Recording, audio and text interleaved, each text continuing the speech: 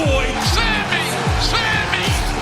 I've always been the baddest on the block. I came to AEW to dominate. Double Jeff Perry! Nobody is going to take this away from me. This is mine once again.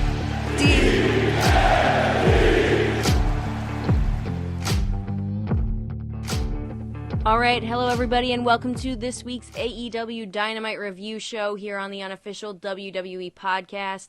Got a special surprise. I opened the WWE podcast Forbidden Door here, and I've got Mary Grater joining me to talk about last night's episode of Dynamite, which I described as weird. She described as flew by, so we're definitely going to talk about a bunch of this stuff. Mary, overall, what'd you think, and how you doing? I am good. Hey guys, I'm back. I know I've been MMA for a couple months. I've been doing some personal stuff, but I'm doing well. I'm excited to talk about Dynamite. I am happy to get back in the horse's saddle, I guess you could say. And yeah, I'm doing great. Thank you for having me. Did you make a cowboy, you know what, reference that early on in the show? Yes, I totally did. Well, let's jump right in. You know what? Before we actually jump right in, I do want to ask you. We talked about this a little bit, but I don't really think I got your thoughts. A lot of news in the last week or two, but I got to ask you about the Cody Rhodes conspiracy theory, Mary. Right? Like, do you have anything conjuring anything up there, or just any thoughts on the whole Cody Rhodes situation before we get into last night's show? I mean, I do. It's kind of a surreal, situation. Sure. I didn't think it was going to happen, because Cody Rhodes, he left WWE because of creative. They were forcing him into this Stardust character, which was great at first, but the payoff was always supposed to be him versus Goldust versus his brother, and they never did it. There was no payoff to that whole entire gimmick, and then, he was just trying to, bank on him being a Rhodes, and he wanted to go back into his character, as his person, as his family, as his legacy, and that's why he left. So it's just kind of weird.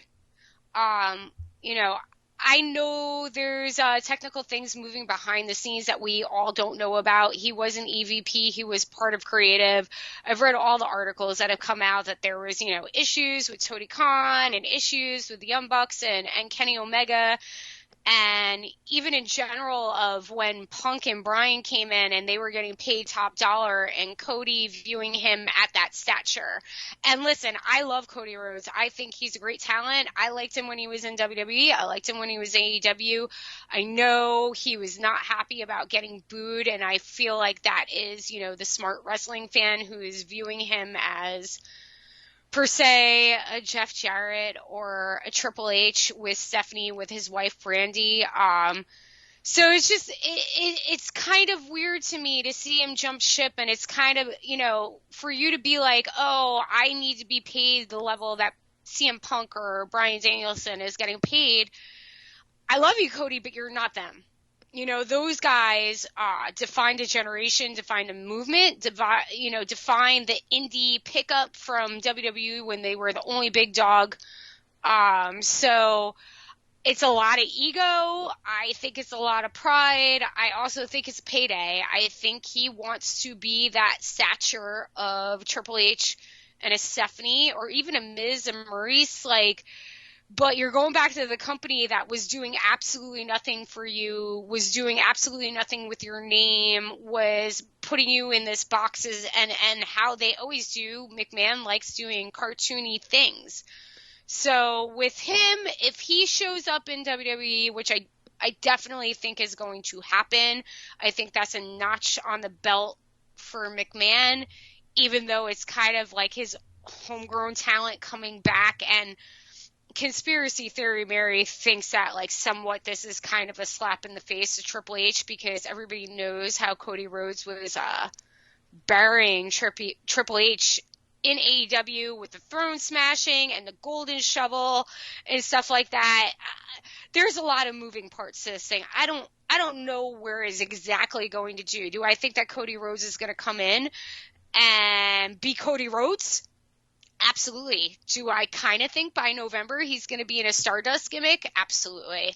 So that's kind of my whole, blanket statement about it. I don't know why it happened. I think it's unfortunate for him. I think he should have stuck it out in AEW. He created his thing, his baby, but I don't see any other reason other than money being the reason why he would go back to the place that like kind of like outcasted him and made him a joke. What do you think about it?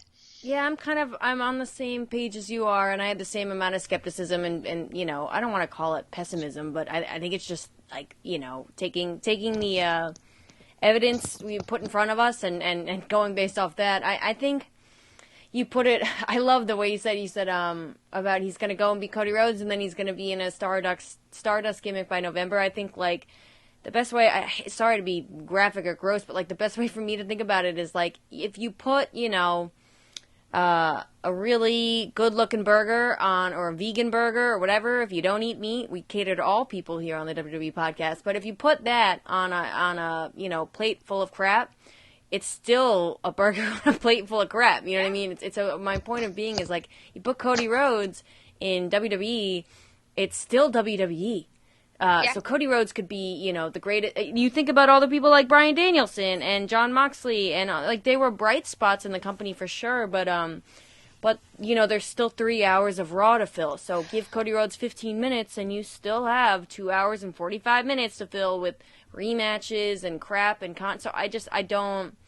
You know, that's besides the whole point of if he's even going to be able to do his own kind of thing. I think he's definitely going to be limited. I'm sure he'll say, you know, the B word a couple times, and maybe they'll even let him drop the S word. That's something we're not allowed to do on this podcast, but we don't get those liberties.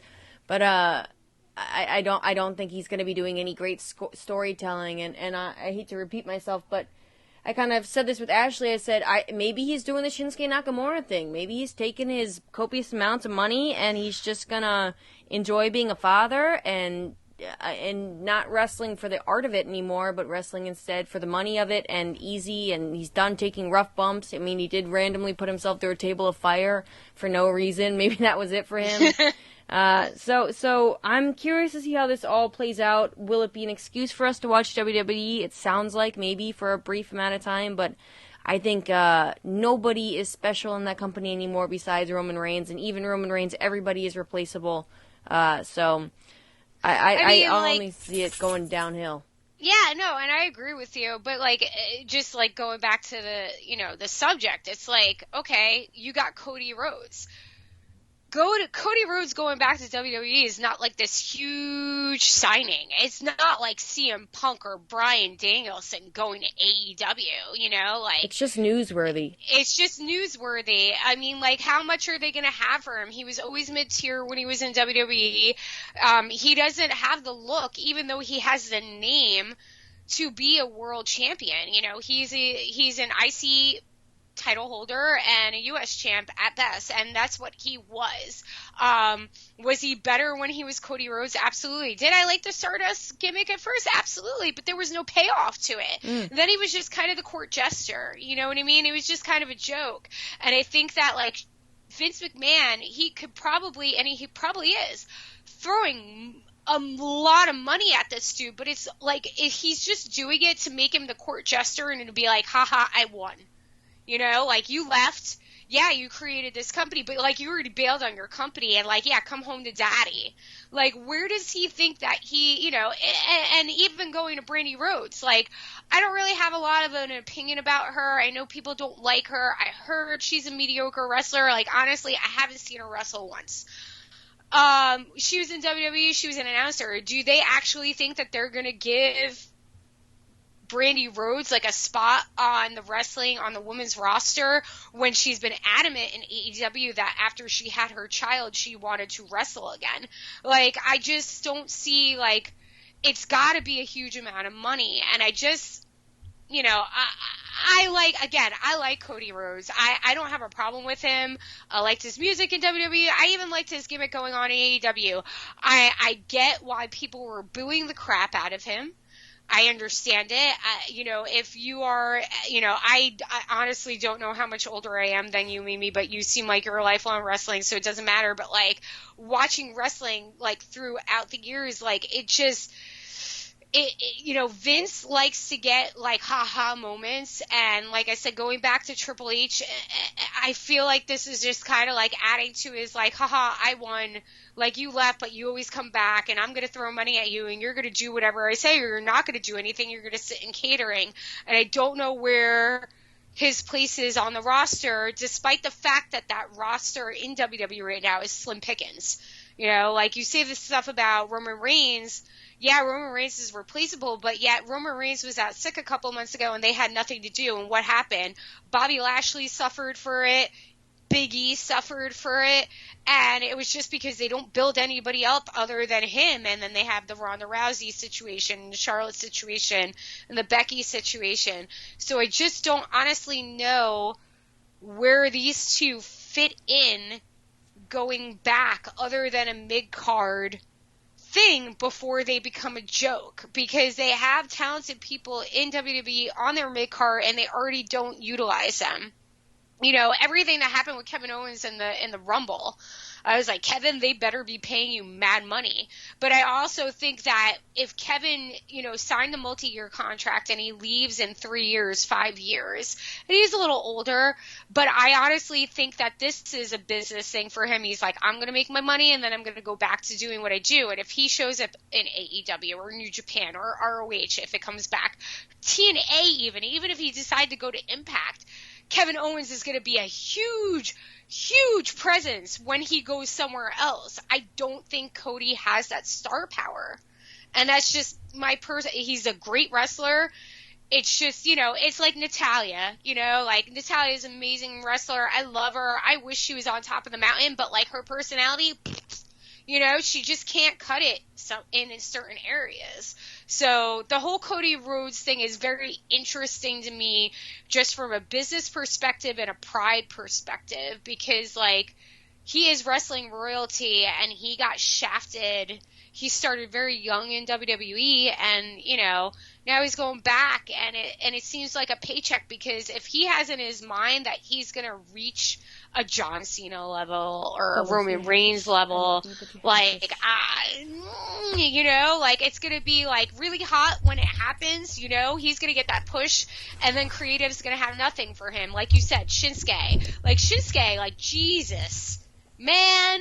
Like, what's going on, dude? Everybody knows that guy is talented, blah, blah, blah. And it has been, like, the most, like, run of any title I've ever seen in that company. But that's kind of what is going on in WWE right now. So.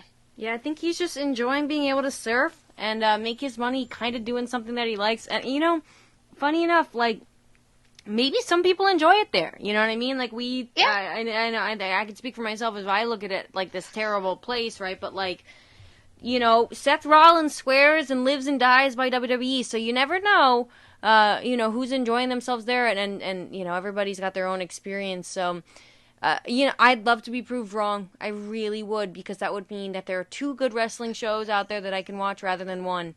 I love say that. being proved wrong, Mimi. I'm completely about that, Like, I love having egg on my face. I love it, especially when it comes to wrestling, because, like, you see these people and you want them to succeed, and you want them to be, like, huge, and you see potential in them. Like, Seth Rollins is one of my favorite wrestlers, but, like, dude, I think he would be, like, stratosphere if he was in AEW. But, like, I also think, like, he loves it there and whatever, because he is a top guy. You know what I mean? So he could be happy. He's always on TV. He's always doing it. Like, his current gimmick's kind of annoying, but I still get it,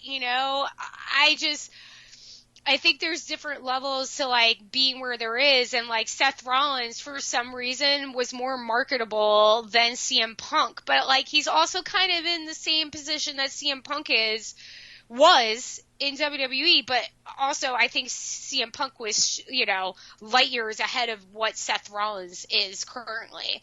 So I just, everything is a different situation. Everybody's a different person. Everybody's level of happiness is, but like, Kevin Owens and Sami Zayn re-signing their contracts with WWE, while I'm glad they're happy and that's what they want to do, and I'm sure they're looking out for themselves personally, I think there is so much more there than is being utilized in WWE right now because of all these boxes and parameters that they have set up for people that are in that company. Yeah, absolutely. And I don't know if you've heard, I assume, the Cody Rhodes news really took hold, and this is not a WWE podcast, but I will say it sounds like Kevin Owens might have partially signed that contract as well, because there might be a match with Stone Cold Steve Austin at WrestleMania. I know we don't have, we won't even touch it with a 10-foot pole over here, because we're talking about a different show. So let's get into it. Speaking of being proved wrong, I was proved wrong in my excitement, I think, for a good portion of this battle royale that kicked off.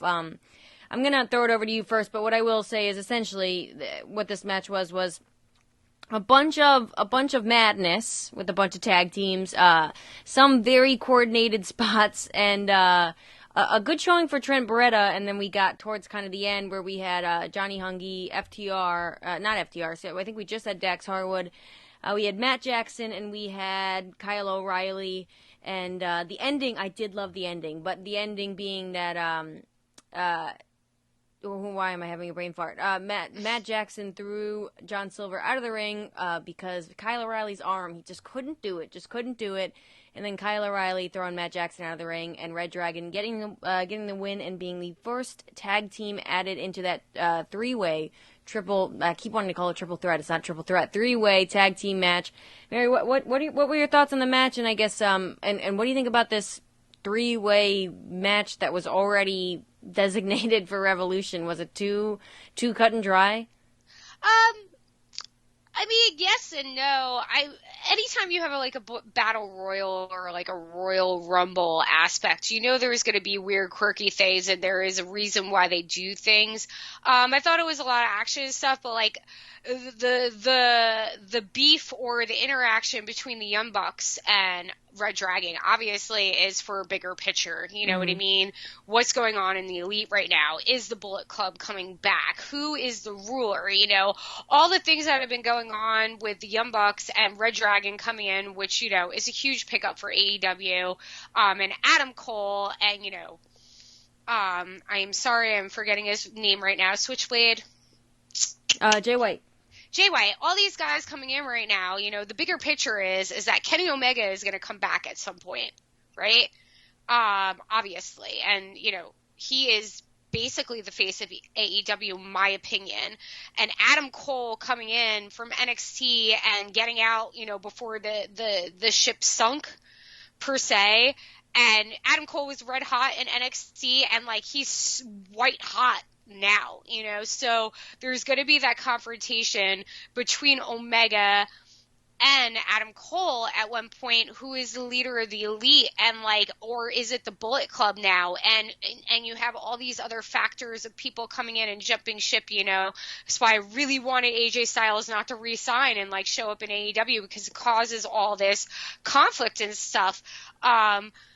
I don't have any complaints about it. I mean, if the end game is, this is leading to this potential breakup of the Elite or the reforming of the old school Bullet Club, and who's the actual leader, and Adam Cole and Omega facing off, because it seems that Adam Cole has infiltrated the Elite. And he's got friends in the Young Bucks, but he's bringing all his friends in while Kenny Omega is gone. And you're like, where are the Good Brothers and stuff like that? So I don't have a problem with any of the way that it ended.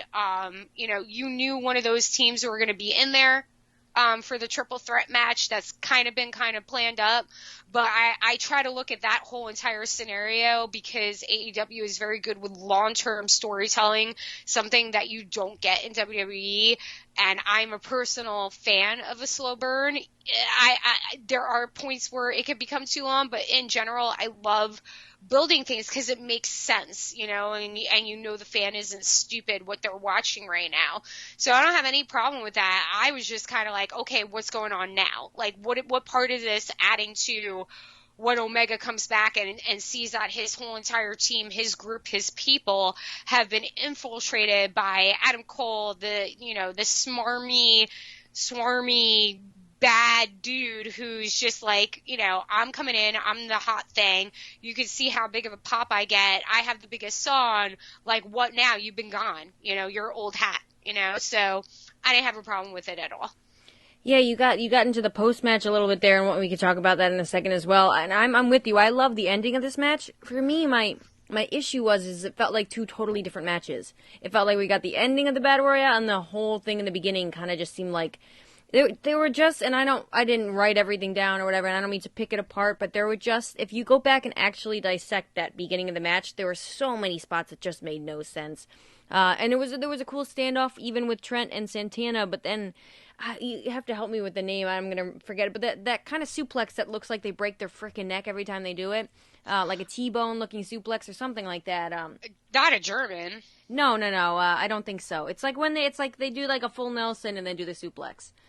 Oh, gee. I want to call it a T-bone. Someone's screaming at their phone at me right now. Yeah. Somebody's totally underhook suplex, like... you know what I'm talking about, right? Like I know exactly. I can picture it. I just don't know the specific name because people name their moves sometimes too. It's not an exploder. It's not an exploder. It might suplex. Be. Exploder? It might be. I don't. Well, Trent. My whole point was Trent did one to Santana, and and I'm all for no selling stuff. Like we could talk about Hook, but it was just a quick. There was a slight sell, and then it didn't. To me, they lost. It was a very good personification of my issue with AEW as a whole, for the most part, which was they lost. They loved the overarching thing and where they're trying to get to. But the journey isn't nearly as enjoyable, and that was my issue with this match. I love the ending, and I really love the ending with Kyle O'Reilly fainting the injury with his arm and all of that. I thought that was a really good way to play it, and John Silver being completely over. We were talking about how the crowd was hot. I thought, really hot for this. Yeah. And it was like John Silver's in the ring with a member of FTR, a member of the Young Bucks, and a member of Red Dragon, and he's getting a chance. It was awesome. So they're clearly doing a great job with him, but I just... the journey to get there is the problem. The ending, like you said, with this long-term storytelling is great. When we get to Hangman Page versus Kenny Omega at Full Gear, it's great. When we get to Adam Cole eventually against, Hangman Page, or when we get to Adam Cole eventually against Kenny Omega, when we get to the Red Dragon versus Young Bucks, it's all going to be awesome, right? But, the journey sometimes is where we miss a couple things, and we get these super long drawn out sagas where Andrade is trying to buy Sting's son Darby Allin. That's just so unnecessary. So I enjoyed this towards the end. I just thought a lot of it was just wasn't good. It wasn't a good match, but it had a good ending, and that's all, I guess, the really important part. The only thing I will say, too, and before we get into this post-match is, I don't know about you, and you mentioned NXT and Adam Cole. Yeah, Adam Cole is hot for sure. I think Kyle O'Reilly still has the NXT stink, cool Kyle. I don't know if you watched any of NXT towards the end of the Black and Gold brand finishing up, but it was miserable. And Kyle O'Reilly was not, this is back in the highs and lows days, but this is not, Kyle O'Reilly was not connecting. And I don't know if I just have some stink on that, because I thought he had a couple of good lines and some backstage stuff later on the show, and those kicks looked awesome. But there's something about him that's just bugging me, and to me, I guess it must be the NXT stink if I can't put my finger on it. I mean, I don't even know if it's an NXT stink, because I didn't have a lot of exposure to Red Dragon when they were in ROH. I knew who they were, and then they came into NXT, and I thought they were a great tag team. They are a great tag team. I think they're one of the best tag teams on the planet. I think their whole gimmick, I don't even know if, like I said, I don't think it's a stink. It's just, they're wrestlers. They're not trying to sell you on their persona or stuff like that. Very much like a Daniel Bryan. I mean, Daniel Bryan, if you look at Daniel Bryan in the beginning of his career, he was just pure wrestler. He was like a Bret Hart, He came into his own with his persona after the fact, just proving that he was a good wrestler. And I think that Red Dragon is very, very much like that. If I'm looking for promos or gimmick stuff or a look, I'm looking at Bobby Fish. I'm never looking at Kyle O'Reilly. And that's not a cut at him or a dig at him. Kyle O'Reilly's kind of goofy looking dude. I just think that he's that guy who's in that group of guy friends that you had that was kind of the guy who laughed at everything, but when things got serious, he got in your face. And that's basically what his look is. So I get where you're saying a cool Kyle O'Reilly. I don't really think that like he's actually jonesing for that. He's just a dude that is very good at what he does, and like everything else around him, like it shouldn't matter. Like, and he comes off as a goofy kind of guy, like, you know, he's an obscure looking character, but like I don't ever focus on that. I focus on the fact that he's really, really good in the ring. And I think that's kind of also a lost art because, you know, sports entertainment, like you were saying, like AEW is kind of leaning into sports entertainment. I think like you have to in some degree, but you know, being exposed to WWE for the last decade, I mean, I don't know how long you've been watching it, how old, like I said, I know you're younger than me, but like watching it from like the early 80s or the mid 80s to now, nothing's going to be as bad as what WWE does to just try to be like some like variety show and not a wrestling show. So I don't think he has a stink on him. I'm looking at him as part of a tag team, and he's more of the enforcer, even though Bobby Fish is brutal in the ring. Anything that personality-wise or, like, trying to have, like, you know, their talking points or their voice point, I'm always going to look at Bobby Fish. That's just my personal opinion. Yeah, I'll look at his facial hair for sure, man. That's the best facial hair in professional wrestling, without a doubt, Bobby Fish. No, I feel like Kyle O'Reilly looks like what Vince McMahon thought CM Punk looked like. That's real. I'm sorry, you're kind of stretching it. But I know you don't see it. I don't know. Maybe again. And by the way, congratulations to Kyle O'Reilly, right? New dad. So yeah, all things aside. But you know what? Also, I'll just admit, subjectively, he's fighting an uphill battle for me. But I totally hear what you're saying. Well, speaking of another thing, no, not fighting an uphill battle. We had a post-match, I was going to say. I know you talked about this a little bit, but obviously, after the match, the Young Bucks and Red Dragon are, you know, going back and forth. What's it called? Understandably so. But Hangman Page comes out and starts beating up all of Adam Cole's friends. And then Adam Cole obviously comes out to make the save, from what I remember, and Hangman Page and him go at it. Young Bucks, you know, an homage to the ending of that Full Gear match, kind of say, go for it. We're not going to stop you. Obviously pissed at Red Dragon. And then Hangman Page cuts a heck of a promo for sure, talking about burying Adam Cole in a grave, essentially. And I'm not going to try to do it any justice, but boy, Hangman Page felt like the world champion here. I don't know about you, but I've been itching for something where Hangman Page and the World Championship feels like the most important part of the show. And I'll admit, later on as we got through the show, there was some other stuff that I'm way more interested in. However, in this moment, this spot on the show, this felt like the most important thing in AEW. So, all right, we had a little technical difficulties over here, but as I was saying, I was talking about Hangman Page and Hangman Page's promo. Mary, I'll throw it over to you. This was. I hate, as the kids are saying these days, to age myself for you there, this was pretty fire. Yeah, again, as I was saying before we had technical difficulties, I like Adam Page. I think he's a good champ. He feels very old school. Kind of like late 80s, early 90s champ, like a WCW champ or an NWA champ.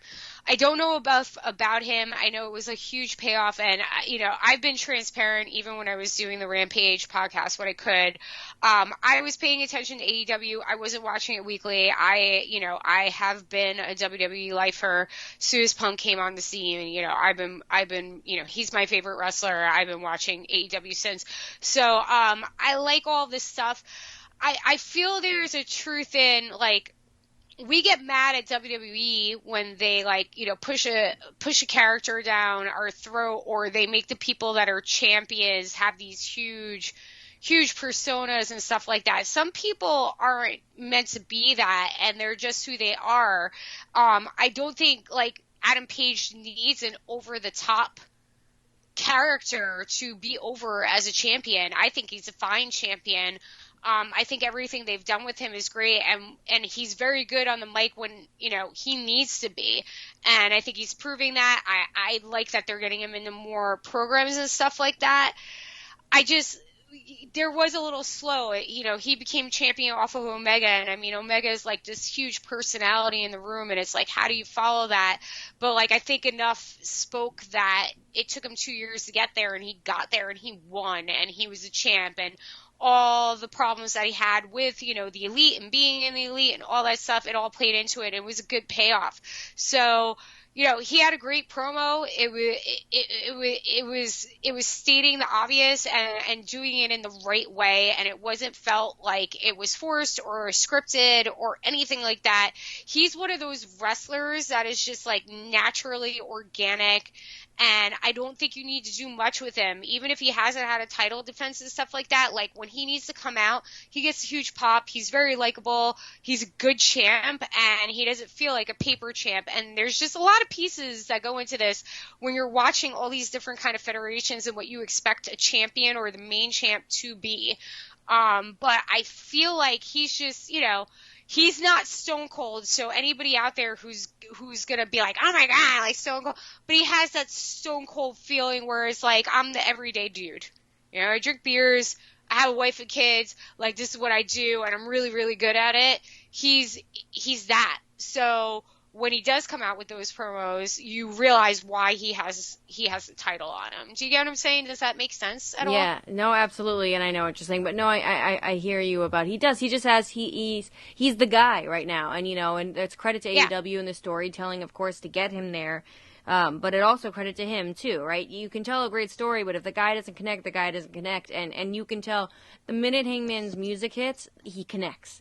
You know, and there's still, with all this awesome stuff going on, we're going to talk about it later on in the show, right, with a bunch of other, you know, arguably bigger names, obviously, he still feels like the guy. Sometimes we need a little bit of a reminder of that, but the crowd reactions definitely do that for me, too. So I couldn't agree more, and I love, you know, you said it before about what this story is getting into. I don't think anybody needs a navigation to get there, as to we're having Kenny Omega and where the Super Elite is, and I'm super into all of it. I think the episodic TV of it could get a little bit better, and this, after the Battle Royale segment, you know, the promo segment in the beat, I don't want to call it a beatdown, the run-in from Adam Page was definitely a step in the right direction. But I think Kenny Omega has a little bit more New Japan thought, like, you know, storytelling rather than episodic AEW storytelling. And I'm not saying this is all Kenny Omega, but I think that's where this needs to just change a little bit. We got some awesome episodic storytelling later on, though, and we're going to talk about that. But first, we got to get... Also... Oh, no, go ahead. Not to cut you off. No, I'm not. No, I'm sorry. Please do.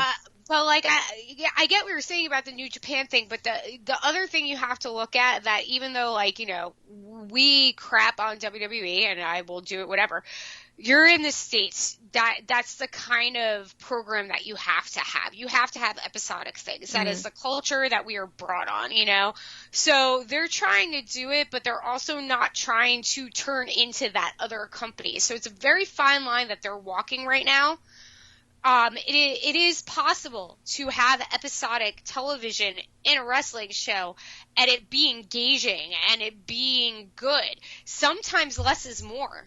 You know what I mean? And you don't need somebody like Hangman Page. He doesn't have to do like this whole show. And that's why I feel like I said, he's almost like an old school. He's a throwback to, you know, when professional wrestling right before the boom in the 90s, the Attitude Era was. Mm-hmm. It was okay. There was still cartoonish pieces to it. But you had people like Bret Hart and other people who didn't really have to say a lot, and you knew he was a champ, and the second he came out, pop. You know what I mean? He just has that. And I think that's something very good to have in that federation where you're navigating being on American television, being an American federation or a territory or whatever, how you want to say AEW is. Knowing to walk that fine line where you know that WWE overkills it and it's too much and some of it doesn't make sense and they forget storylines and plot holes and all that stuff. AEW has been very good with not having loopholes or plot holes and being consistent, even if it's a little too much storytelling or a little dragged out and stuff like that. They are playing to their wrestlers' strengths, and I think with Hangman Page, again, I think he's a great champ. He has that old school feel to him, and less is more with him. But when he needs to turn it up, he's going to turn it up. But like you said, he comes out and there's a huge pop. Like, how many champs do you have like that when they're not getting as much story time and they're not getting, they're not Brock Lesnar. They're not, like, on TV all the time. But, like, you come out and you're like, that's my champ, and I'm proud that that's my champ. He's got something special there. So I'm just, trying to think about it in, like, a whole kind of spectrum of professional wrestling. You know what I'm saying? Yeah, no, that's a good way to look at it, and I haven't thought of it like that. And you're right about there needs to be a certain balance and striking a certain balance. And we just talked about before we got on, too, about kind of they're experimenting a little bit. Things that the format is changing up a little bit. And, this week we opened up with a match to start off for sure. But for the last couple weeks it seems to have been a promo. So they're definitely messing with the format a little bit, not in a bad way, but just trying new stuff to, again, I think, like you said, find that balance of being able to tell these awesome long-term stories and also make it entertaining on a week-to-week basis. And I always say there's a good version of something and there's a bad version of something too. And then there's everything in between. But this is definitely a good version of long-term storytelling. Like I said, I pointed out another version of a bad version of it. But yeah, no, I couldn't agree more. And I really want to talk about this if you couldn't tell, this MJF promo next. Oh boy. So for anyone who didn't see this and for some reason you're listening to an AEW Dynamite review show, stop listening to this podcast and go look this up. But I'm not even gonna try to do it any credit. But long story go away, right? We have I'm skipping the Bryan Danielson interview, but we can talk about that when we get towards the match. Long story go away, we have MJF coming out and cutting almost more of a babyface promo than anything he did in his home state of Long Island. Talking about how he was bullied as a kid, and they threw quarters at him, and CM Punk he just wanted to be like his hero, CM Punk. And when CM Punk quit and he left WWE and he left all of us in 2014, MJF felt abandoned. He went and did football and all this other stuff. And then he decides towards the end, he says, I'm going to be the best professional wrestler in the world. I'm trying not to swear it, despite CM Punk. And we get CM Punk coming out, right? No music, which to me was important. And CM Punk doesn't wait to come out. He comes right out after MJF makes his promo. And MJF's promo was great, yes. But I think you and I don't think we're going to struggle to compliment CM Punk here. His reaction was so, like, Paul Heyman talks a lot about reacting. And that's, like, such a lost art, and especially any pro wrestling storytelling anywhere. Reacting, and just the appropriate amount of reactions, not your NXT shock kickout face reacting, and not like a lack thereof, but like just the right amount. And CM Punk felt so real, and he felt like a smart, kind baby face, not a stupid baby face, because I don't know about you, I might be, showing my hand right now, but I have a feeling this is a ruse of some sort. And he comes out and he's like, is that true?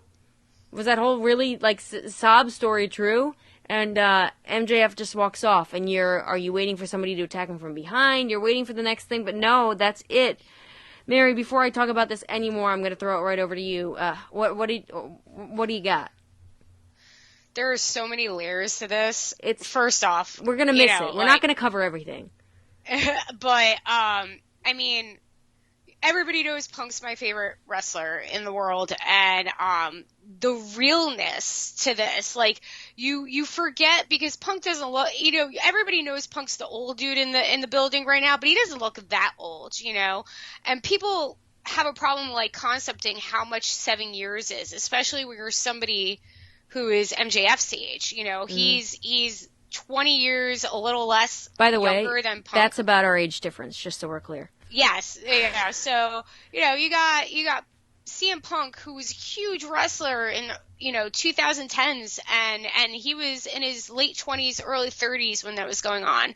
And people don't recognize that 7 years is 7 years, like, felt forever because he was gone, and then he came back, but Punk's, like, older now. He's 42 years old, and then you have MJF, who is probably one of the best, if not the best, brightest star professional wrestling in his 20s right now, mic-wise, at least. I won't get into technicalities about wrestling or whatever. I feel that sometimes the mic holds more heart than your in-ring go. It helps, but, there's far and few between of good promo guys who are genuine. And like MJF, just, from what I know about him, I'm still learning about him, but I've known about him. Like, even when I wasn't paying attention, I knew who MJF was.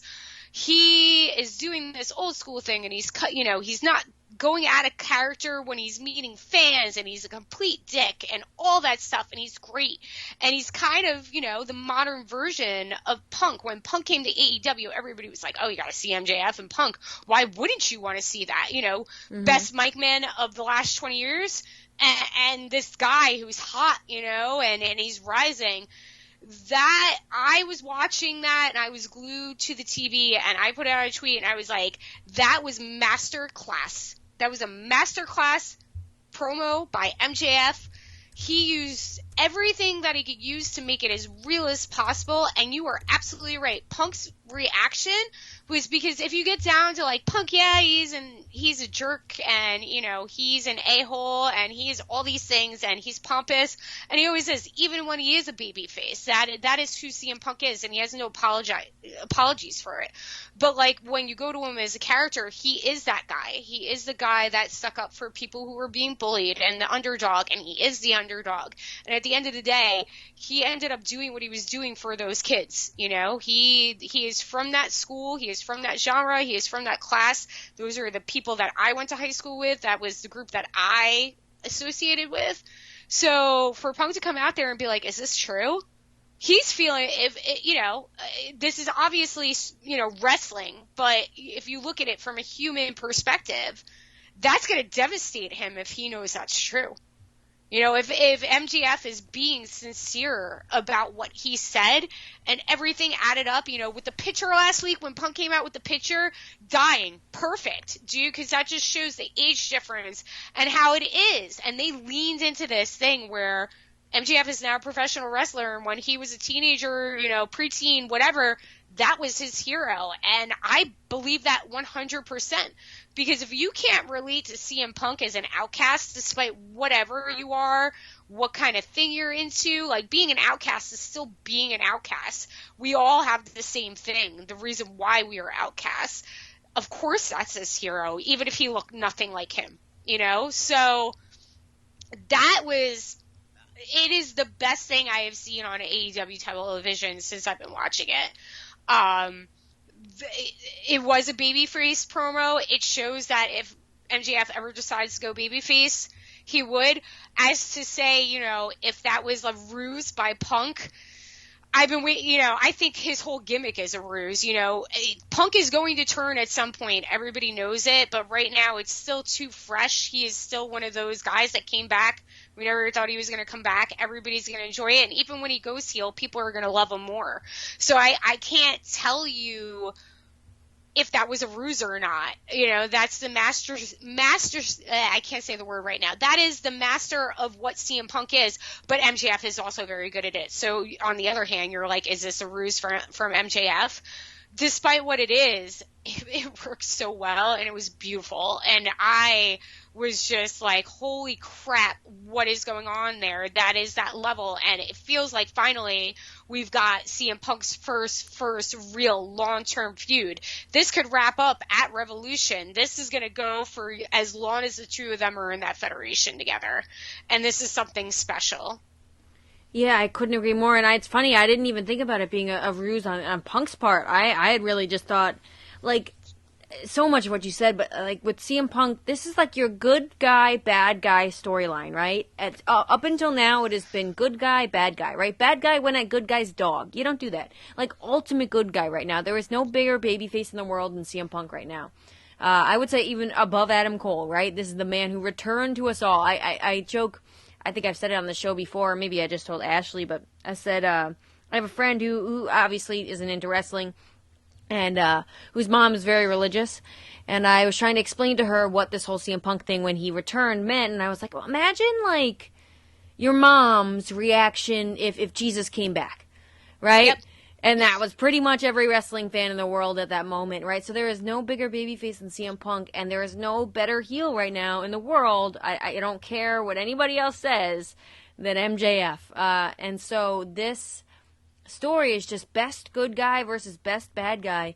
And then here we are, and they had a whole new layer, a new dimension to it, whether or not they do something about this next week and it was all a ruse and there's some heat segment and someone, CM Punk gets beat up again. Maybe we'll see him just get bloodied by the chain. I don't think they should do that. But, or whether or not MJF, it would be in MJF's best interest to wait till Revolution to really show that this was all just some, stupid stuff or whatever. I'm trying not to swear again. It was just all a ruse, for lack of a better word again. And was able to get the win over CM Punk again. Just because maybe CM Punk feels bad for MJF. Again, maybe there's sympathy, but he doesn't come off like a dumb baby face. That's the big distinction. He comes off like an empathetic, kind guy who I would feel bad too if I were in CM Punk's position. Even MJF somehow, managed to make me feel bad. And that's the last thing I'll say about this is that, that promo had to be delivered as well as MJF delivered it, right? For us not to look at CM Punk as an idiot for believing it. For having a moment of sympathy for, like, the psychopath that is MJF. It had to be as good as it was, and it was. I would say it was one of MJF's best promos, and I would 100% agree with you. One of the greatest things on AEW Dynamite television at all. I think this is one of the greatest things in North American, or, like, at least that I'm aware of, I'll say, in my lifespan, this is one of the greatest things that I've ever seen in professional wrestling. I'd say top 3. This feud in general has been so unbelievably well done, and it's exactly it far exceeded what I thought MJF versus CM Punk was going to be the first. Because when CM Punk came back, we all were saying, all right, so when's the MJF feud? This is far better than I could have even imagined it to be, and that's why I'm not booking it. That's why these guys are, but anything else, Mary, before we move on? Yeah, I mean, just like to go back, I mean, we could talk about this all day, but like, absolutely, yeah, I mean, like, podcast in itself. think about it for like 2 seconds. Like, CM Punk's kind of looking in the mirror right now, right? Mm-hmm. Like, this is, if there's ever going to be a predecessor, I'm losing words, I'm forgetting words. You got it. Predecessor for what Punk has done for the business and being one of the best mic men ever. Like, this is his pupil, and if this is reality, and I think there is some truth to this. I do think that MJF was like, I want to be that guy. I want to be as good as he is. And like with a little Paul Heyman flair in it, like there are very far and few between of those guys. I think there's truth to it. And that's when you always get the best wrestling promos and the best wrestling, when there is kind of truth to it. And you saying that like Punk is the biggest babyface right now, I mean, I kind of disagree with that, and that's maybe only because I always look at CM Punk that like he's a great babyface because the people love him and they relate to him, because who the hell doesn't love anarchy? Who the hell doesn't like going against the system? It's a Stone Cold Steve Austin, reaction. Like the guy who's the everyday guy, and the guy, there are a lot of freaks and weird people in this country who feel out of place if they're not, wearing high-end clothes and stuff like that. Like Punk's your savior, like you said. Punk is the guy who came out of the ground, and you might not be straight edge and all that stuff, but when I view Punk, even when he's doing his best, like good guy persona, I always know that snake is in the grass. I always know, because as much as I love him, he's a bastard, and that's the reason why I love him. He takes no BS from anybody. He doesn't do anything at all, and he does what he needs to do for his own benefit. So I think he's looking at his pupil right now. He's looking at himself in the mirror, and I feel like part of him feels bad because he is fighting for that underdog. But at the same time, he's probably like, oh my God, this guy's coming for me. He's coming for my throne. And if he feels threatened and he feels he's put in a corner, he's going to attack, and he's going to become the CM Punk that we know in the past, the guy that did the wool over the eyes of everybody in WWE and ROH when he was there. So it's a really interesting there's so many layers to it, like I said, and I agree with you. I think it is the most compelling program right now in American wrestling, because you have these two faces of a generation, and quite possibly somebody who's super affected by CM Punk leaving the business. I mean, I was in my late 20s when Punk left, and I was heartbroken. I literally went to the bar and had a drink. I cried when his contract was up, because I was just like, wrestling's like done, man. Like, this was the guy that made me interested in it around all this horribleness. What do we do now? So again, he knocked it out of the park. MJF knocked it. I don't care if he was BSing or not. Either way, if it was true or not, if it turns into a ruse, the payoff's going to be wonderful from it. Yeah, absolutely. And and to your point about, don't get me wrong, I love heel Punk too. And I think I think it's coming as well. I think the heel turn will eventually happen. I think CM Punk loves it too. But I mean, this is a great point to go back to when that eventually, I guarantee he's already thought about it too. But if that is the case, right?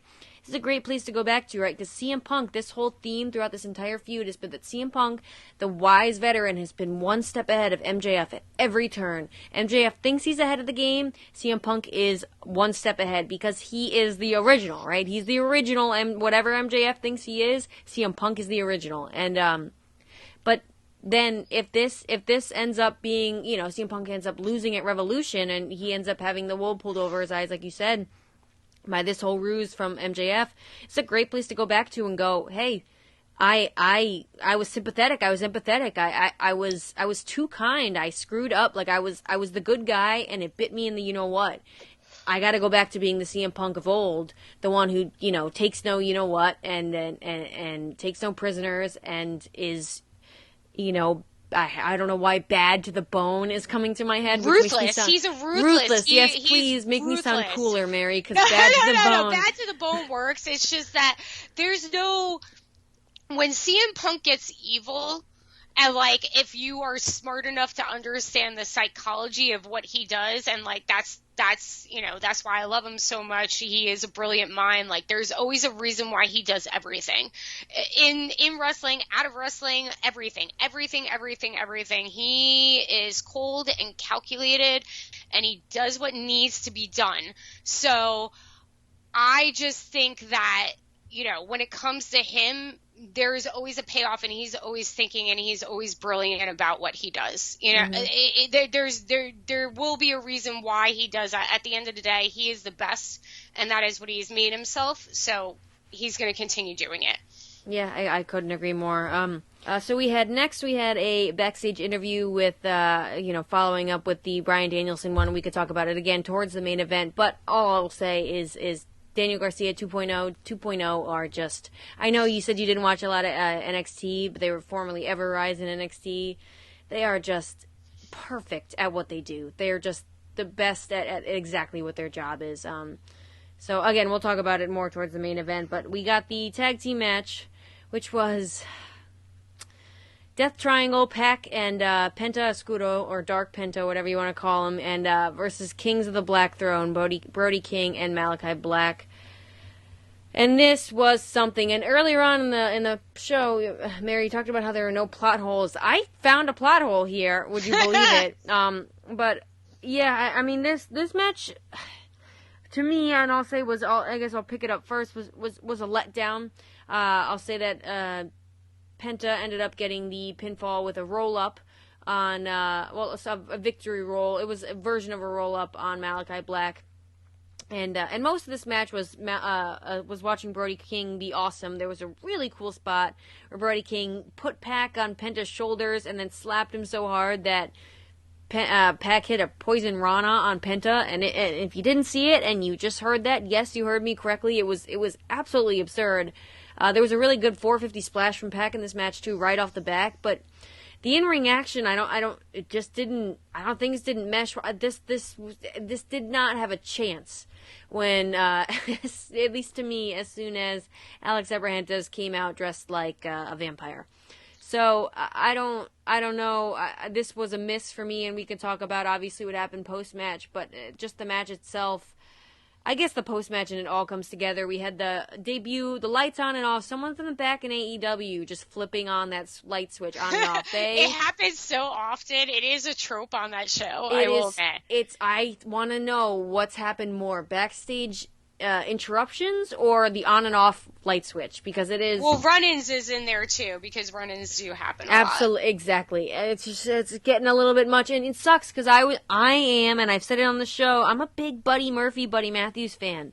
I really talk about being the best kept secret. Like, I think there's a lot for him to do. I know it seems like we're just signing another white man who can do cool things in the ring, but I think the guy's got potential, and I think he's a better signing than a lot of the other signings that AEW has picked up recently. So I just thought this whole post-match of Penta during the match somehow managing to make Malachi Black swallow his black mist, and that was like poisonous to him, but it's in his mouth already, so I don't know exactly what that means. And if the stuff poisons people's eyes, how can it be in your mouth? I'm sorry. And Penta, I'm gonna go off actually, Mary, and then I'll throw it to you. But Penta just came out as Penta.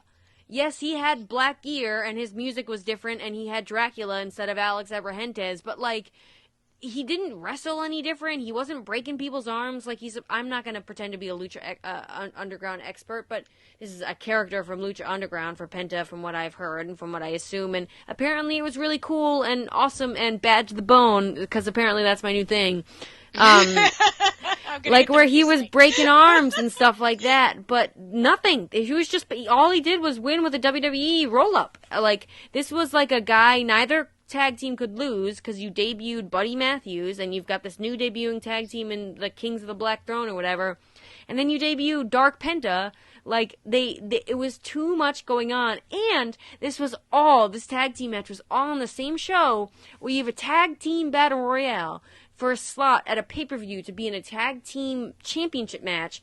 Why are these guys spitting black mist at each other? Like, go fight for the titles. Like this, I don't need the Fiend lore and all this other crap in my AEW. Like, this is so not for me. I'm cool with the tattoo guys and the goth stuff and the dark stuff, as long as it makes sense. They were pushing it here. Malachi Black is making black mist, not cool. And I don't know, just give me Malachi Black and Brody King versus 2.0 and get their heat back and just pretend all of this didn't happen. I was even on board for Blind Pack for a minute there. I was really okay with like the weird, what's the movie I'm talking about? Cobra Kai. Why can't I think? Cobra Kai is the new spin-off. What's the movie? Help me out. Wait, I don't know what you're talking about. Karate Kid. Karate Kid, yeah, Cobra Kai. Yeah, like, I was cool with Pac doing the whole blind thing, like being able to see, and that worked for me. Fine. I was able to bend, like, I'm just trying to show here, I'm cool with some of the stuff, but this was too much. And it's just, and Alex Abrahantes I also really like, but the man, like, should have just drawn fangs underneath his lip. Like, he looked like somebody going trick-or-treating with, like, Penta and him looked like they were going trick-or-treating. And it's freaking February, so that's all I have to say. What do you got, Mary? So, there's a lot to unpack here.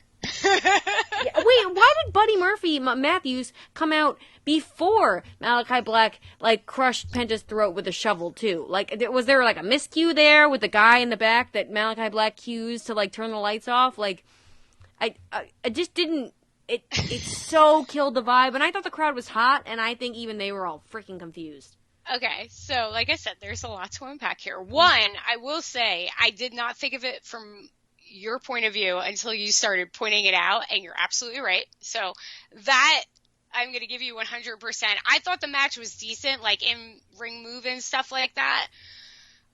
But now that I'm looking at it through your lens, you're right. I'm sorry, I gave you the pessimistic lens. No, that's fine. I'm a huge I'm a professional brooder, Mimi. You will understand this at some point. So yeah, you're right. As far as Penta coming out as this dark guy, like, I don't know enough about it, but if that's what you're saying was going on, okay, yeah, like, he should be doing a complete different moveset. The vampire thing is funny. I saw him once, and I didn't put that together. That's what he looks like until you said it. So, okay. He put, like, red eyeshadow underneath his eyes. I saw that. I just thought he was wearing weird makeup. He had, like, a cape? I couldn't remember if that was, like, part of his thing or not, because I do see him not as much when it's just one of them, as opposed when they're a tag team. He seems to speak more and interact, so I just didn't know, like, hey, maybe he's going through a goth phase. And whatever. So as far as the Kings of the Blackthorn go, and with the Buddy Murphy stuff, I agree with you. I totally think that Buddy Matthews is a huge pickup for AEW. He is getting WWE booking right now because he is being put in something that he does not belong in. And I don't even care that he was associated with Aleister Black in WWE, or however he is associated with Malachi Black. That guy is either, a cruiserweight, which is what he was doing, or he has some, not like an Australian outright gimmick, just being a wrestler and looking the way that he does. He has a unique look. He's a beast. He's amazing. Like, he doesn't need, like... He looks huge, too. I don't mean to cut you, but he looks jacked. Huge, yeah. He looks jacked. He put on all the weight that he lost for 205. Mm-hmm. So, like, that guy can stand alone. He doesn't need to be part of this group. And conspiracy theory, Mary, a little bit here. I thought that the third member of Kings of the Blackthorn was either going to be Bray Wyatt, God no, Mary. But listen to me. There's reasoning. The Fiend is going to enter the House of Black. Listen to me. There's a reason behind it, and I will explain a second. Because you were saying I'm okay with the goth thing and the blah blah blah as long as it makes sense. Mm-hmm. Bray Wyatt not coming back as the Fiend or becoming a different version of how Bray Wyatt, morphs into different personas, and you might have hated what he was doing at the end of his WWE run, and I will admit, it was terrible. As soon as the Alexa stuff came into it, it was terrible. But before that, and when he first came, it was fucking cool. It made sense. There was a thing there, but it got WWE bastardized. So I'm not saying that he would come back exactly how he was in WWE, but putting Bray Wyatt in that kind of role, having to morph to that group, his persona would fit. We should go out again. Buddy Murphy looks like a sore thumb with the two of them. He doesn't fit in look-wise, or he's not going to get, like, all tatted up or, like, whatever, dye his hair black. He's some redheaded dude from Australia who's a really good f***ing wrestler. Excuse me, I cursed. I'm sorry. You're good. Bleep it. But, and he's able to do what he does. He doesn't need that group. Or two, I thought it was going to be Karrion Kross. No, Mary, stop.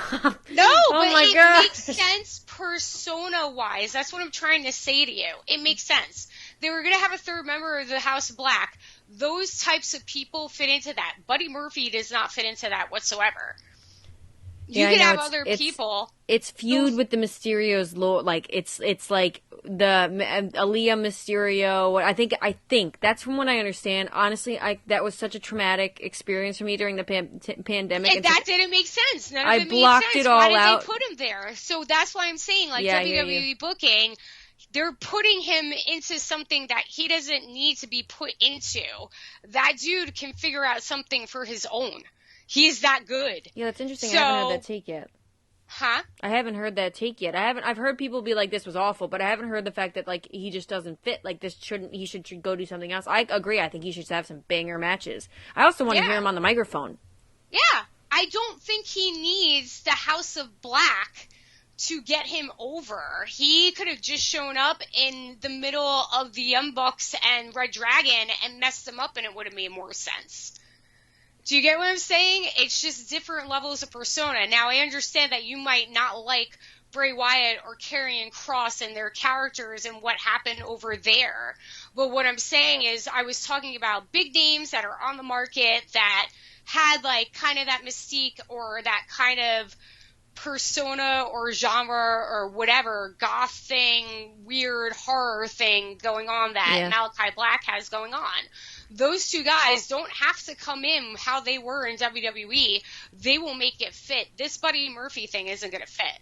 It's just not going to work, and I think it looks bad on Buddy Murphy because I do think that Buddy Murphy is super talented enough to do his own thing, be a singles competitor, not have to be part of a faction right away, and he fits way more over in these high flyers and stuff than this goth thing that's going on over there, right? Just because he has a history with Malachi Black.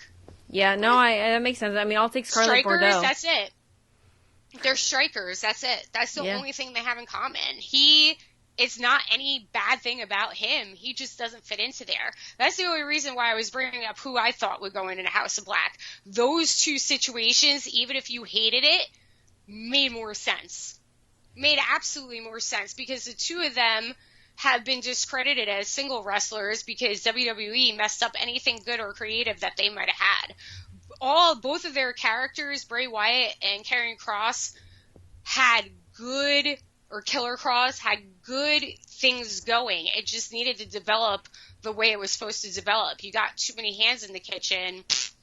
It messed it up. They need credibility right now. I don't think Buddy Murphy needs credibility. That's it. Yeah, I'll say he's done a couple shows in Japan from what I've heard, and you haven't heard much about it, so which isn't always a great sign, right? You kind of want to hear like these people get released, and you want to be like, oh my gosh, you have to check out Buddy Matthews in New Japan. Like there hasn't been a lot of talk, but then again, New Japan isn't what it was, so that could be a part of it as well. I haven't gone and seen that match. Just to be frank, I actually it's on the docket to-do list, but because I forgot about Buddy Matthews for a little while too until he'd come up with the news the past couple of weeks. And I hear you about Bray Wyatt and or Wyndham Rotunda and Killer Kross. Anybody who's listened to my shows before, neither of those guys are for me subjectively. I think you're right though about if they were gonna sign an AEW, if it had to happen, I'd probably want them in a faction because I would have to see them less, and I wouldn't have to see. I don't think either of them are very good wrestlers. Period. Either. Yeah. So, but they're good. They're good, performers. They have an audience definitely. They have a following for sure, and there is definitely a ratings boost that might happen with, especially more so Bray Wyatt. Yes. I think everybody's waiting for him to come back despite what their opinions are. And look, listen, I am not a Bray Wyatt fan, mostly because I feel like he had something really tangible there, and then he got buried. I hate using terms like that because people are going to be like, oh, you're being a mark and stuff like that. Literally, that guy was so popular, and what he was doing in NXT was different from anything else, and it was actually good. It was creepy. It was, it was like insanity that when they were down in NXT. I know a lot of the things that they had in NXT were really, really good, and it might not be your speed. Might not be the greatest wrestler, but what they made up for, that entertainment aspect, they had it, and it was new, and it made more sense. It was more based in realism than The Undertaker, and The Undertaker is one of my favorite wrestlers, but that was like completely off the wall supernatural, and then they tried to do that with Bray Wyatt, and it looked terrible. There was so much a better way to go about him and letting him kind of have creative control. I know he did somewhat, but I also think that a lot of that stuff that happened was, WWE sticking their hand in it like they do with everything else. And the same thing happened with Killer Kross. He was huge in NXT. Might not have been your cup of tea, but there was a presence, right? And then he got to the main roster and he jobs as the NXT champ. And then they put him in some ridiculous outfit. And it's I think if those guys were put in the right position, they would thrive. They would be interesting. Like you said, you wouldn't have to see them too much. They would be more involved in group tag action, stuff like that. But who knows? You never know. People need to be put in the right position. So just with surprise signings, I knew everybody was saying it was going to be Buddy Matthews. I was just like, but why would you bring him in there when you could bring in Killer Kross or Bray Wyatt, and they need them. They need something that is good that they can work with, and I don't think they're difficult people. They just have to be with it, and there's much more creative freedom in AEW. We've seen that, right? Yeah, absolutely. And you know what? Like I said, like we were talking about before, I love to be proven wrong. I love to be proven wrong, and I am all willing for it. I think there are a lot of signing. It's so funny. I heard a news story about AEW not signing new talent. They were going to stop signing new talent. Similar around the time when Cody Rhodes was reported leaving the company, and then we get Buddy Matthews. We get I forget his first name, but formerly Isaiah Swerve Scott is also signed in AEW. New rumors that Jeff Hardy is coming to AEW. I think all but confirmed at this point, especially with all this stuff that's going on with Matt Hardy. So if it happens, it happens. I'd be surprised. My expectation is I can't imagine why they would sign him at any other time after that than when they were hot. What I'd like to see is I'd like to see Karrion Kross, Killer Kross, and I'd like to see Bray Wyatt or Wyndham Rotunda when the indie scene is back up moving a little bit more. It's already back up and moving, but when we're back up and moving a little bit more, I want to see him pull a Matt Cardona. Make a name for yourself. You know? I mean, God, Matt Cardona right now. I know, right? There's a whole fire, other thing. Man. Like, I haven't even watched any of his stuff, but man, that guy is everywhere, and good for him. He deserves it. I was totally into the Zack Ryder thing when it first came out. He was doing good stuff. I'm happy for that guy. He deserves it. He really is put the work in, right? And so do that, and then get yourself over, and then come to AEW. You know, that would be my ideal path for anybody like that. But we've got so much more show to cover, and I want to hear your thoughts on this whole Chris Jericho Eddie Kingston segment. They went back and forth. Chris Jericho sucked in the entire time, so power to him. I know that vibe. I get that vibe. Flexing, and he looks good. Chris Jericho he looks dropped good. some weight, dude. I said it to my boyfriend last night. I was like, yeah, Chris dropped some weight. I love Chris Jericho. He's like probably one of my top 3 wrestlers of all time. I'm poking at him, but he was sucking it in, but he dropped. Like he looks totally good. dropped. He's got 50-something years old and he's got a 6-pack. You know, Yep. I don't have a 6-pack. Exactly. I'm half his age and I don't have a 6-pack. So you know what? Power to him. But these two guys, again, if you haven't done, I'm not going to try to recap a Chris Jericho, Eddie Kingston segment back and forth, but there was a little bit of shoot season going on, some Levesque mentions, and a lot of Edward and Christopher talk, which is something else. The only thing I would say that was fairly noteworthy was obviously Chris Jericho saying, what's his name, you know, in reference to Cody Rhodes, but other than that, this was basically Chris Jericho saying, Eddie Kingston, you can't win the big one. And if you win and beat me at Revolution, you will have won the big one. I really don't have much to say. The only thing I'll say about this is, I don't know, is just a question to throw out there, food for thought, is beating Chris Jericho on a, you know, mid-level pay-per-view match or whatever at Revolution, the big one? That's all I got. That's a good question. Mm-hmm. I will say this. So I'm from New Jersey. I am from northern New Jersey, as everybody knows. My boyfriend came over the house one night, and I was making him watch AEW, and we both said, as we do to our friends that don't watch wrestling, and he'll deal with it. He deals with AEW way better than WWE, but he was like watching Eddie Kingston once, and he was just like, yeah, we went to high school with that kid, because everybody from this area knows Eddie Kingston, or some version of Eddie Kingston. So first off, the promo was hilarious to me. It was amazing. I think we read into it a lot because it's Chris Jericho. Chris Jericho is still dynamite on the mic. I liked a lot of the lines that he had there. He showed that, you know, he's still one of the guys and you got to do it. Is it the big one for Eddie Kingston? I don't think so. There's bigger matches for Eddie Kingston, but what I do think is putting him in a program with Chris Jericho and having a promo like that last night where people were behind Eddie Kingston and they were kind of going neck for neck, and, you know, Eddie Kingston was just being New York. Like, somebody said to me last night, he was like born with the New York Yankees hat on him. And if you're from that area, you appreciate that. I think it puts him over, it gets him in another stratosphere to show that he can go back and forth, even just like being like, you know, Ralph Crandom. My brother called him Ralph Crandom last night from the Honeymooners. And it's true. And again, it goes back to being able to relate to this guy and just kind of, he's in a lovable doof, like jerk, like guy that you're friends with who gets in fights all the times.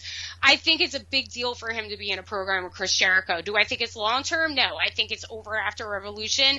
Do I think he wins? Maybe. Chris Jericho does put people over.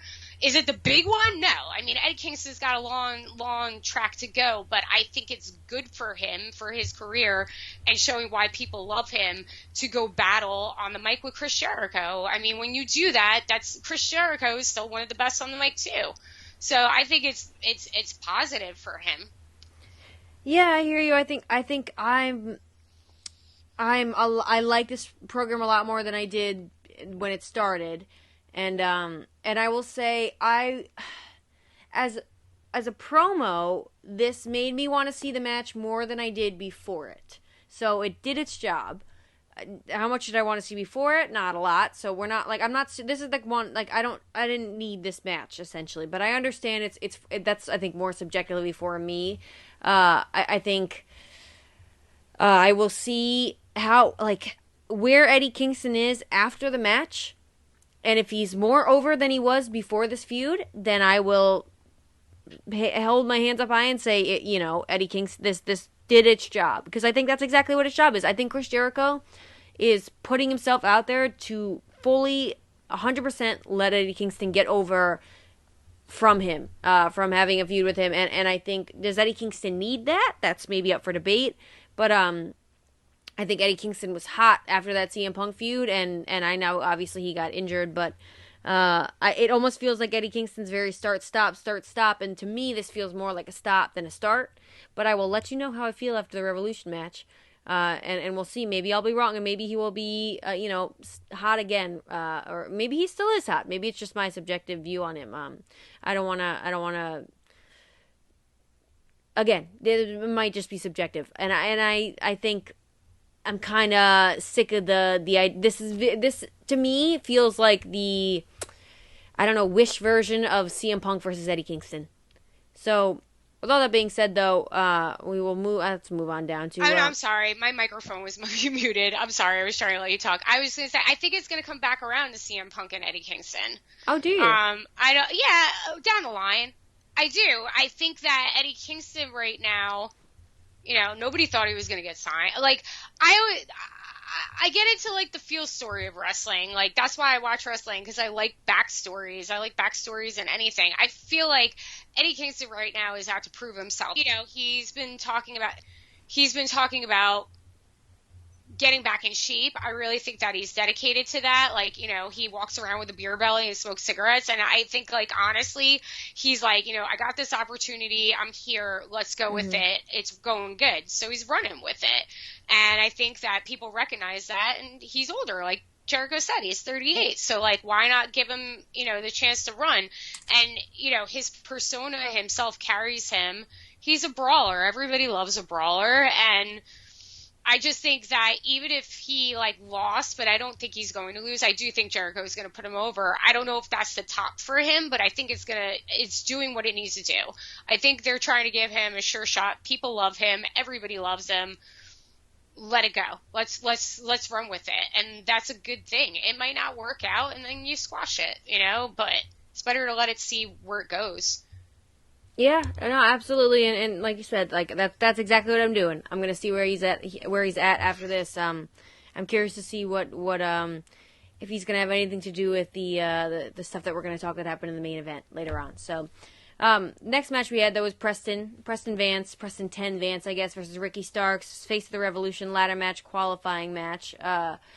Where we've run long with all this stuff. I don't have a lot to talk about this match. It was good to see Ricky Starks on my television. Ricky Starks is great, and it was interesting to see. It's going to be interesting to see the dynamic between him and Hobbs in the ladder match. But I guess that's more for the preview show. The only thing I'll say about this is, I don't know why 10 is getting a qualifying match when he just lost a match on Rampage, but.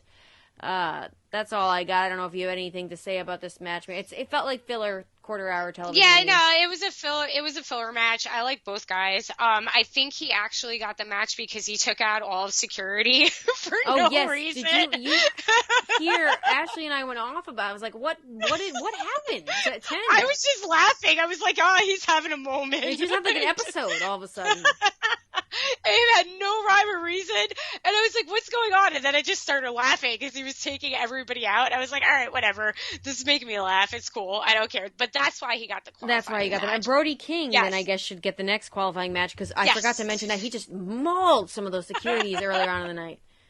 Oh my gosh. Yeah, so I don't have a lot to say about it. Ricky Starks is cool. I think of him as like a thin rock. He amuses me. That's a good way to put it. It's a good way to put it. He's like a thin rock. He's like this little tiny version of The Rock because he does talk like The Rock and he has mannerisms like The Rock. I enjoy him. It's leading to them being in the ladder match together, which, is going to be cool, but not a lot to say. It was a filler match, like you said. It was a good match. I'm a little nervous about Ricky Starks in a ladder match, too. I'm not going to lie. But again, I'll save it for the preview show. And we'll talk about what we talk. I guess we covered mostly about this whole Red Dragon Young Bucks stuff. They had their little backstage segment. More mommy does this, daddy does this. You know, Adam Cole, why can't mom and dad just get along? I'm sorry if I just triggered anybody at home. It's true. I was thinking the same thing. And then we had our designated women's match, which was Jade Cargill versus the Bunny. Listen, honestly, I don't know if you know about this. Remember when Rampage and and SmackDown went head to head because SmackDown added that extra half an hour and there was like FS1 something. You know what I'm talking about? Yeah. Mm-hmm. The Bunny's match on Rampage technically beat the 18 to 49 or whatever demographic it is. Not the actual number of viewership, I don't think, but in the 18 to 49 demographic. The Bunny's match beat Roman Reigns on FS1. So the Bunny is a bigger draw than Roman Reigns. Absolutely. I've been saying that for a while. Jade Cargill, who is just money, and we had the Bunny, who is just, the demo god, the new demo god. Ratings rabbit, apparently, something like that. I'm not going to stop. But all jokes aside, I thought this match really over-delivered. I thought it went a little long, and we could talk about the post-match, but overall, Jade Cargill obviously winning with that Jaded. I thought the way the Bunny took the Jaded was great, but I thought this match over-delivered from what it had the potential to be. I don't know. I don't have a lot of opinions about it. I thought it was a good match. It might have went a little long. I know that Jade is, still learning, and it seems like she's getting better every week. Green like money. Huh? I said she's green like money. Oh, yeah, you faded out a little bit. Yeah, she's green like money, but she's getting better, and it's just displaying her dominance. And, Bunny, I love the Bunny. She's like one of my favorite female wrestlers in AEW. I like her gimmick. I like that she's crazy, but she's cute, and she cuts herself open and bleeds on matches and does stuff like that. So I don't have any complaints about it. Jade's going to keep going on a rampage until somebody stops her, and I don't know who that is. Yeah, the Bunny, I forgot to mention that too. The Bunny is the best bleeder in all of professional wrestling. I made that statement after that match. I made that statement on this podcast. The Bunny is the greatest bleeder. Sorry, Hangman Page. Sorry, Cody Rhodes. Sorry, anybody else. The Bunny bleeds better than anybody else, man. That match was wild. Give me 2 seconds. I'm sorry. You're fine. We'll talk. I'll keep going down on this match. What's next? We had entering Ty Conti after post-match. She says she's next. Well, sorry, I apologize. Tony Schiavone goes in. Lovable Tony Schiavone, who I forgot to put over as well, by the way, during the MJF promo. Tony Schiavone, who always just talks about how much he hates MJF, even was like, oh, I kind of even feel bad for the guy. But so, yes, we had Tony Schiavone come down to the ring to interview Jade Cargill, and Jade Cargill grabs the microphone away from him. I don't care who it is. That's always a heel move to me. We all love Tony Schiavone. And she basically says, who's next? Ty Conti comes out. I don't know where Ty Conti is in the ratings. I don't know, whatever. But this, I guess, makes sense. I don't think this is necessary for Rampage. Not Rampage, excuse me. I don't think this is necessary for Revolution. I hope they just keep it on a Dynamite or a Rampage. I can't remember if they announced it yet. But that Ty KO looked great. Talk about green. I think Ty Conti's definitely improved. And I think she actually won the most improved female wrestler, just the most improved wrestler at all, from the Dave Meltzer Awards. I know they're called something else, but that's what I call them. But yeah, she hit the Ty KO and with Jade, and she sold that pump kick by Jade Cargill really well. This makes sense to me. This, logically, but to me, it's not exactly must-see television. I don't know what your thoughts on it are, but functional. I mean, yeah, I guess I just don't know who else there is right now to go after the TBS championship. So Ty Conti obviously makes sense. She's been in a lot of things lately. She has been improving. As you said, she's got a fan base for sure.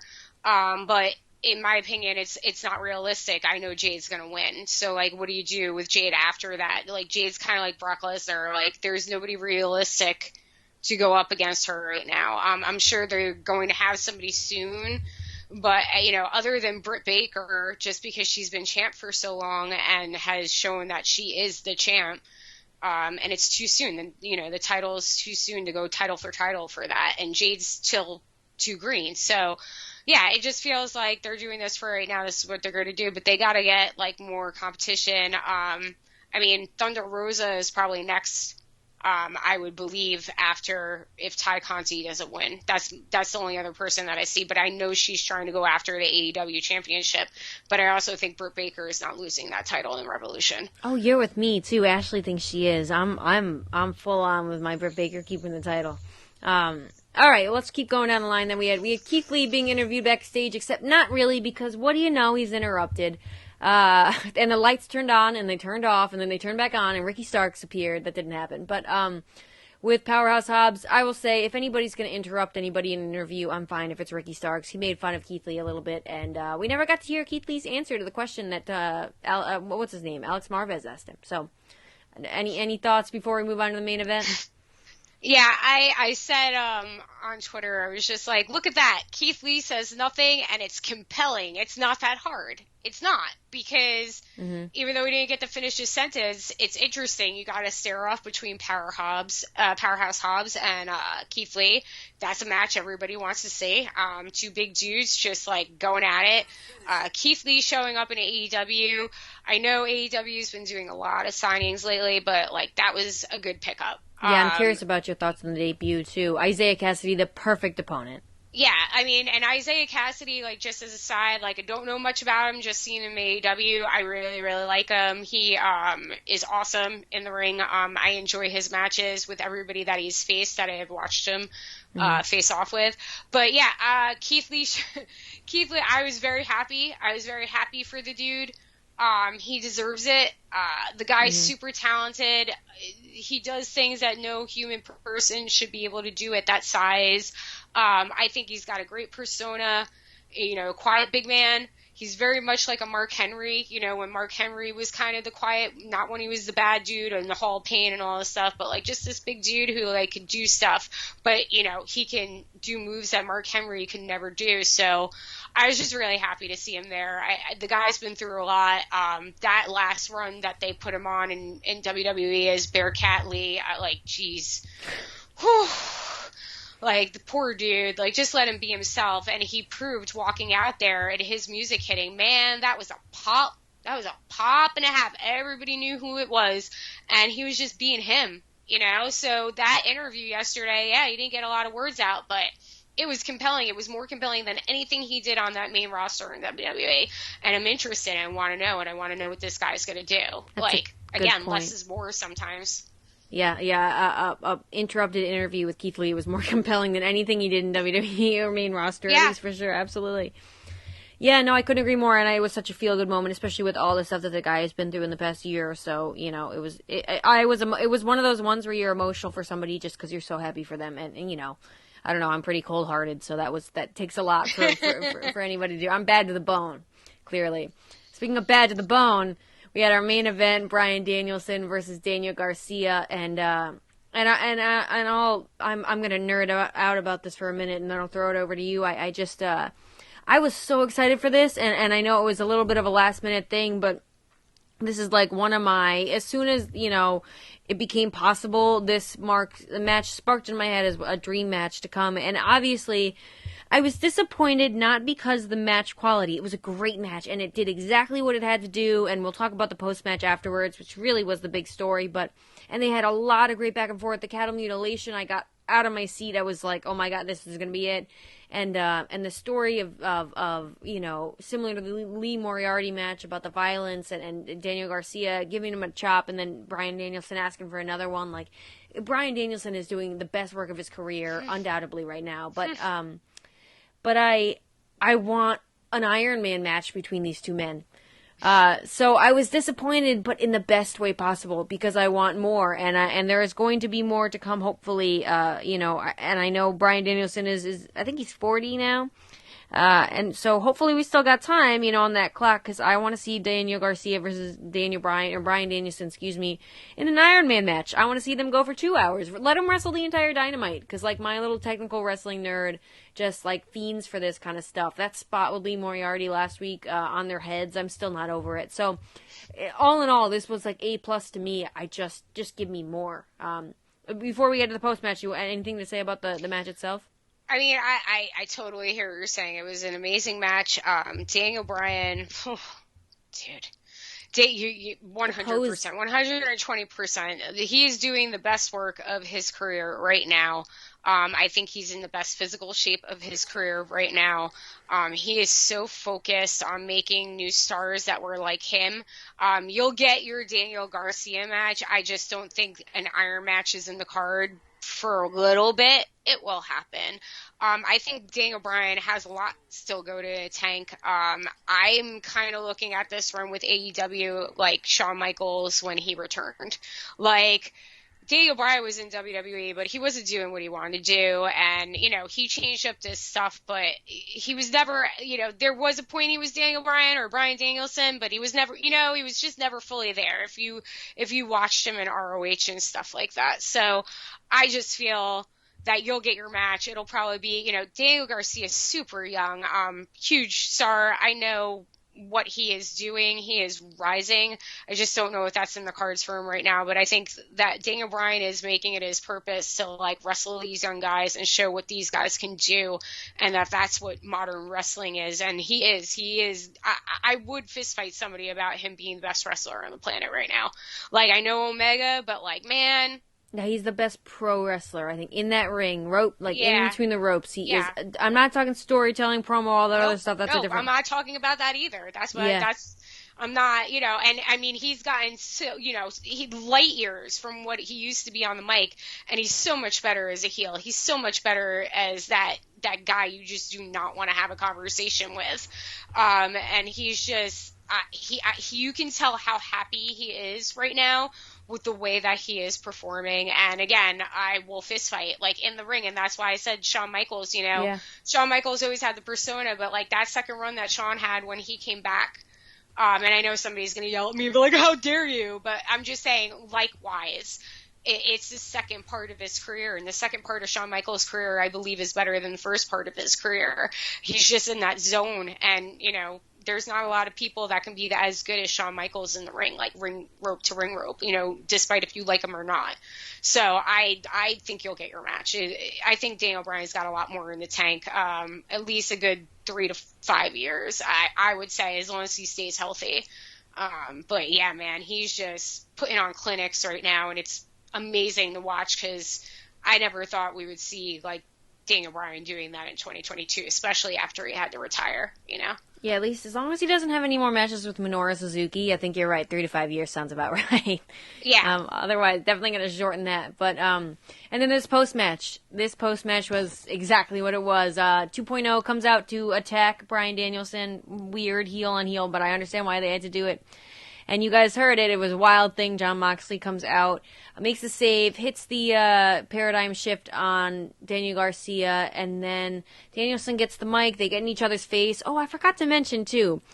We'll get to it. Danielson and Moxley get in each other's face, and Danielson says if they need to bleed together, he throws a chair to the ropes or whatever and says he doesn't need a chair to make anybody bleed. And if Moxley wants a match at Revolution, he's got it. And then he has this great line, and I'm going to butcher it, but that he thinks that Moxley is going to be the only one bleeding at Revolution. And then early on in the show, from what I saw with the women, with Ty Conti and Jade Cargill, I was waiting for somebody to kiss somebody's forehead. And it didn't happen. And then we just went off the air, and I was like, I feel cheated. So that's how I feel after this whole, undoubtedly one of the greatest storylines going on right now. How do you feel, Mary? The Jon Moxley Bryan Danielson thing is what dreams are made of because it's not in WWE and it's not Dean Ambrose versus Daniel Bryan, super stoked for it. I'm sure it's going to be a bloody match. Mox has been, on his A game since he's come back, and he was on it before, to be quite honest. I mean, there's really no stopping him right now with his attitude and everything that he's doing and everything that you wanted Dean Ambrose to be in WWE. And now you got, Bryan Danielson being the American Dragon. There's nothing that can go wrong with this match. Like, if you complain about this match, like, then just go away and stop watching wrestling. This is something that people want to see. Yeah, we might have seen it before, but we're not seeing it like this. Sure, it happened somewhere along the indies, maybe, and, like, it's an obscure match, but this is something that's going to be absolutely nuts, and you need it. And the outcome of it, do they join forces? Do they not? Who knows? I wouldn't be surprised if something happens and they're, like, running shot on everybody in AEW. It would be fun to watch, but we will see. Yeah, no, that's the goal for me, and we get a faction of all these young guys. I don't know, actually. You know what? I'm going to stop saying anything. I don't know. I'm just going to be along for the ride for this one. I think that's the best way to just enjoy it as a fan rather than try to analyze anything. I'm just going to be along the ride because that is how awesome this is. Who would have thought, right? We'd be here. John Moxley looks better than he's ever looked, obviously. God bless him. And Bryan Danielson, who looks like he's in, the prime of his career somehow at 40 years old. So I'm give me more matches like this. Keep me wanting more. I couldn't complain about any of this. Like you said, if anybody has any kind of complaints, go talk to Logan Meyer 23. That's it. Well, I won't get into it, but anything else, Mary? Any other conspiracies? Anything before we sign off here? I mean, I have a whole bunch of conspiracies about what's going on with WWE right now, but this isn't a WWE show. It's an AEW show. That's the other side of the pond. That's the other side of the pond. Happy thoughts here. Good happy things. Thoughts here. But I think right now, like, the last, 3 weeks of Dynamite have been solid. Compelling stuff. It was kind of getting weird for a little bit. It felt like they were putting pieces in. Especially with the Cody Rhodes stuff, and now Cody's gone. So I feel like, everybody has these high expectations for AEW, and they should. They have delivered on a lot of occasions, but they still are only 3 years old, and I still feel they're finding their groove. They're still trying to find their stepping while not going into the mistakes that WCW did or anybody else, and not falling into WWE. But right now I feel like they have a good course going. There might be some things that are a little off, but the last 3 weeks I feel have been really solid shows for them. And Revolution's stacked, dude. That's going to be a phenomenal pay-per-view. I'm super excited for it. Yeah, you, me, and everybody else can curse Ashley Mann from our TVs at home.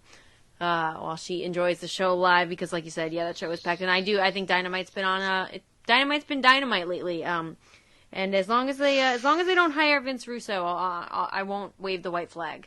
Yeah, that's for sure.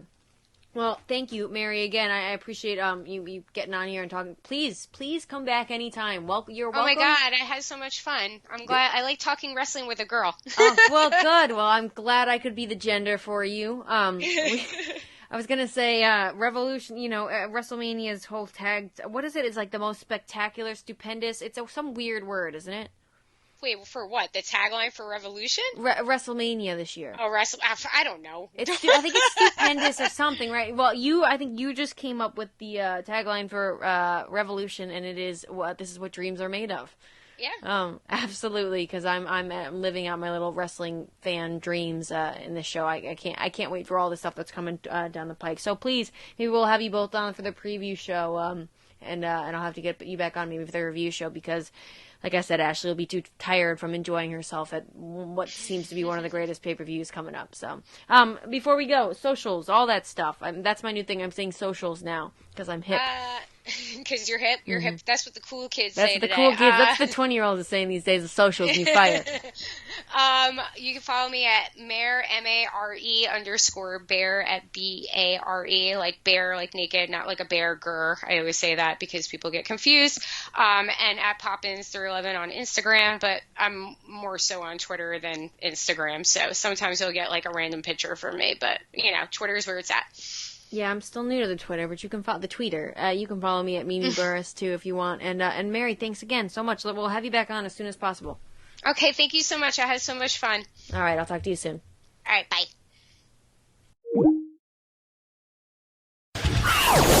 Thanks for listening to the WWE Podcast. Don't forget to subscribe on your favorite podcast app so you don't miss a show, or head to WWEpodcast.com. And for all of these shows ad-free, head over to patreon.com/WWE Podcast. Until then, we'll see you next time.